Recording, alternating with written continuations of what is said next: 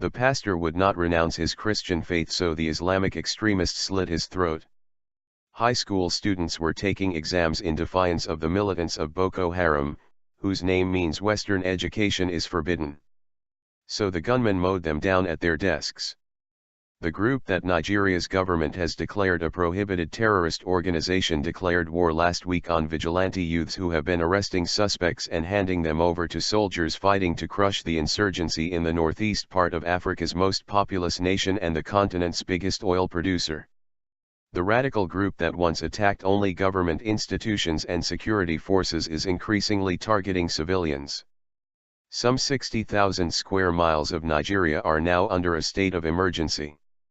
Today, there are no boundaries and they are targeting the civilian population in a way that shows Nigeria is at a dangerous turning point, said Comfort Ero, Africa Program Director for the International Crisis Group. A month-long military crackdown by a joint force of troops and police, including bombing raids with fighter jets and helicopter gunships, has broken up militant camps but succeeded only in chasing the fighters into scrubby mountains from which they launch attacks on cities and towns, under the noses of the soldiers. The government has described the change in tactics as an endgame strategy of a movement near collapse. But recent attacks indicate otherwise. In broad daylight 2 weeks ago, militants sneaked into Maiduguri, capital of Borno State, and attacked students at Ansarudeen Private School as they were taking exams. 9 students were killed, according to Dr. Salem Umar of the General Hospital, who received the bodies in school uniforms. He said 6 other students were admitted with gunshot wounds. That attack came hours after extremists attacked the government secondary school, a boarding school for seniors in Damaturu, capital of Yobe State, killing 7 high school seniors and 2 teachers. The military said 2 soldiers and 2 jihadists also were killed in what developed into a 5-hour shootout.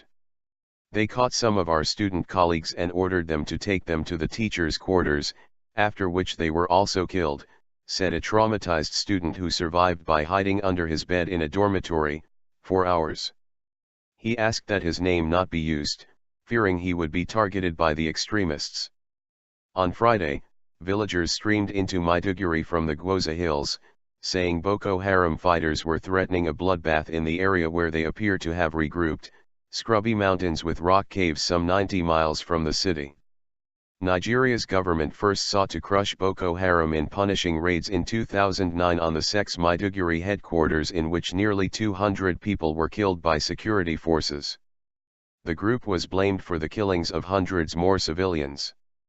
The founding leader of Boko Haram, Mohammed Yusuf, was captured, then shot in the back by police who claimed he was trying to escape. So it's not surprising that Boko Haram militants are not responding to a government offer of amnesty. The group re-emerged in attacks on government institutions and especially the police, whom they accuse of executing Yusuf. Boko Haram is blamed for the killings of more than 1,600 people since 2010 alone, according to an AP count. The World Policy Institute said this month that Boko Haram is funded by criminal activities including bank robberies, money from politicians, and contributions of money and arms from Al-Qaeda affiliates in Africa. Nigeria's politicians have traditionally exploited explosive religious differences, and they have been publicly accusing each other of funding Boko Haram. The movement appears to have little difficulty finding recruits among the plentiful unemployed and disgruntled youth as it seeks to create an Islamic state in northern Nigeria, where a moderate version of Sharia law already is in place. The renewed violence already has forced more than 6,000 people to flee to the neighboring country of Niger, while some 3,000 others went to Cameroon, the United Nations has reported. Those who remain say they are terrified of both sides, with the country's notoriously trigger-happy soldiers accused of killing dozens of innocents in the clampdown.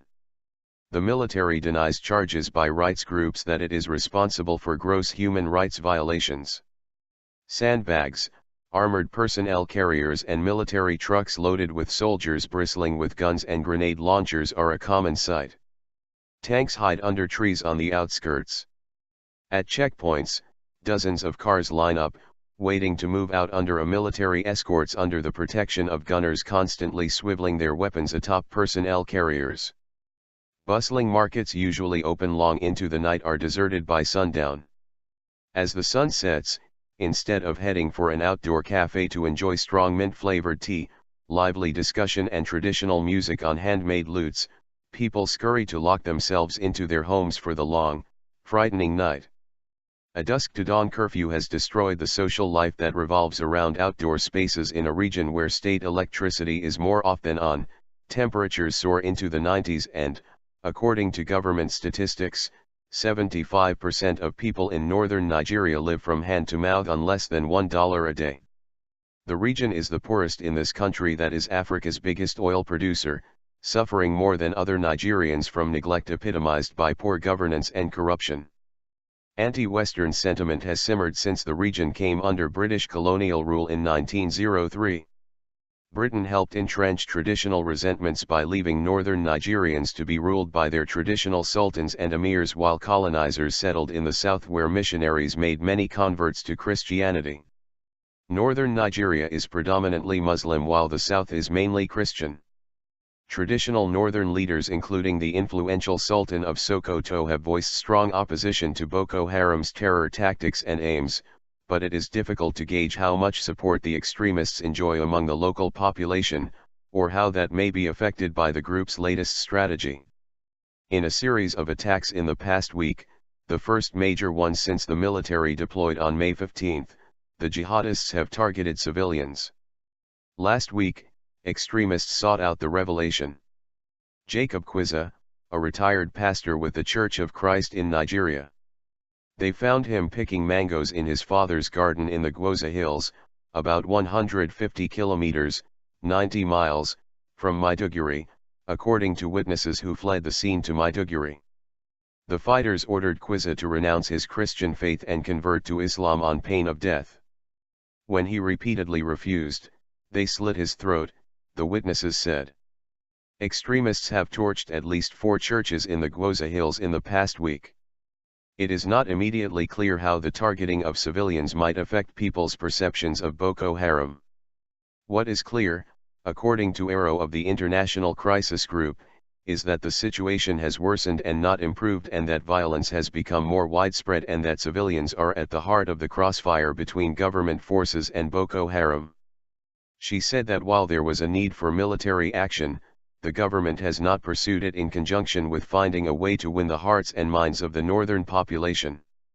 If the crackdown continues, you will find pockets of violence and it becomes a hotbed for further extremism, she warned. You cannot fight fire with fire.